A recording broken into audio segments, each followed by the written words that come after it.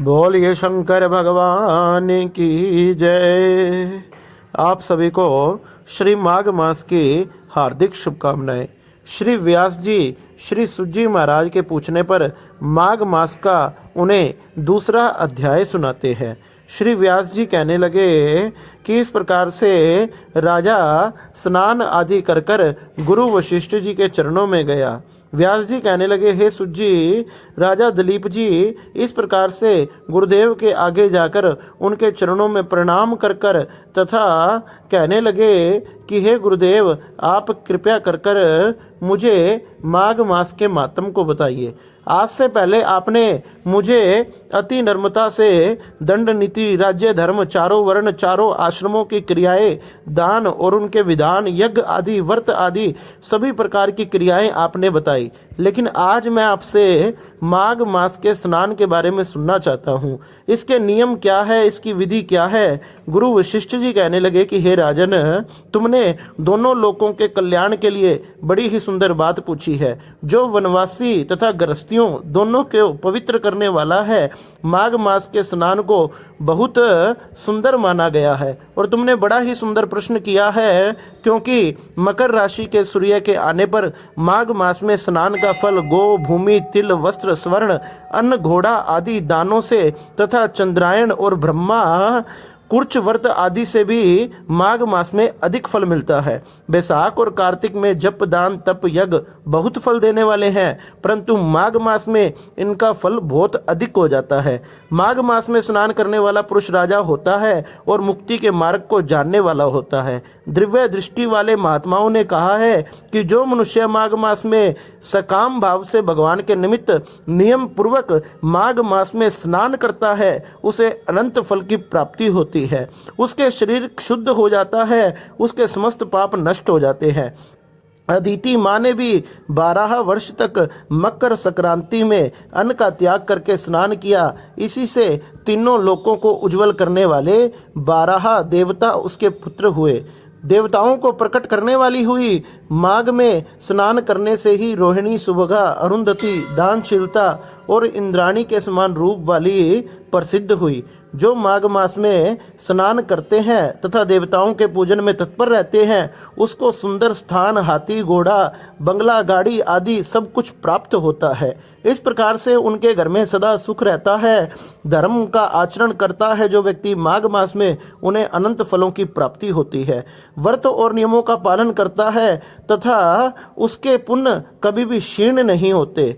जो मनुष्य अपने पुण्य करता है वह अपने पुण्य के प्रभाव से स्वर्ग जाता है, लेकिन जो माघ मास को धारण करता है वह स्वर्ग, नरक आदि से मुक्त होकर सदा सदा के लिए भगवान के चरणों में वास करता है। जिसने माघ मास में एक बार भी तप, दान, पवित्र कथा आदि की है, कथा आदि सुनी है, उनके फल को ब्रह्मा जी भी नहीं कह सकते।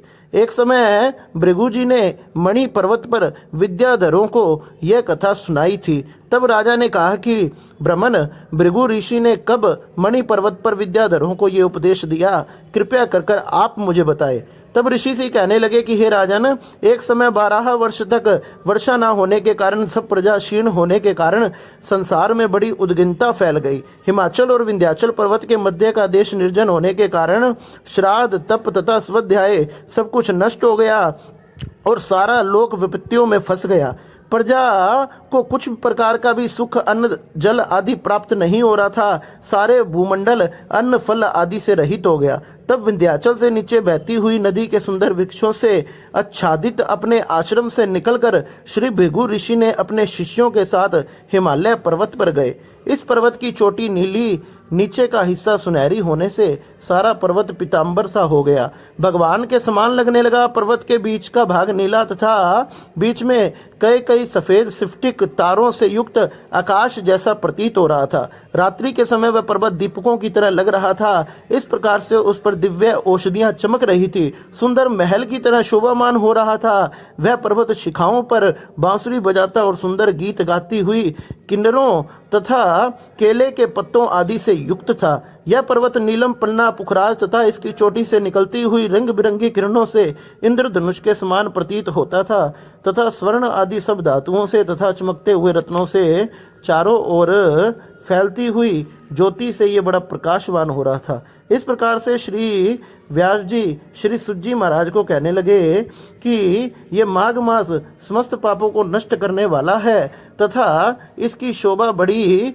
विद्यमान है। कहने लगे इसकी कंदराओं में काम पीड़ित विद्याधरी अपनी पतियों के साथ आकर रमण करती है और गुफाओं में ऐसे ऋषि मुनि हैं जिन्होंने संसार के सभी क्लेशों को जीत लिया है। रात दिन ब्रह्म का ध्यान करते हैं और एक हाथ में रुद्राक्ष की माला धारण कर कर शिव की आराधना करते हैं। पर्वत के नीचे भागों में जंगली हाथी अपने बच्चों के साथ खेलते हैं। कस्तूरी वाले रंग बिरंगे मृगों के झुंड इधर उधर भाग रहे हैं। यह पर्वत सदा राजहंस तथा मोरों से भरा रहता है, इसी कारण हम इसे हम कुंड भी कहते हैं। यहाँ पर सदैव ही देवता गुहक तथा अप्सरा निवास करते हैं, इसलिए इसकी शोभा अति सुंदर है। इस प्रकार से श्री व्यास जी महाराज ने श्री सुत जी महाराज को और गुरुदेव वशिष्ठ जी ने राजा दिलीप को ये माघ मास का सुंदर दूसरा अध्याय सुनाया। बोलिए शंकर भगवान की जय।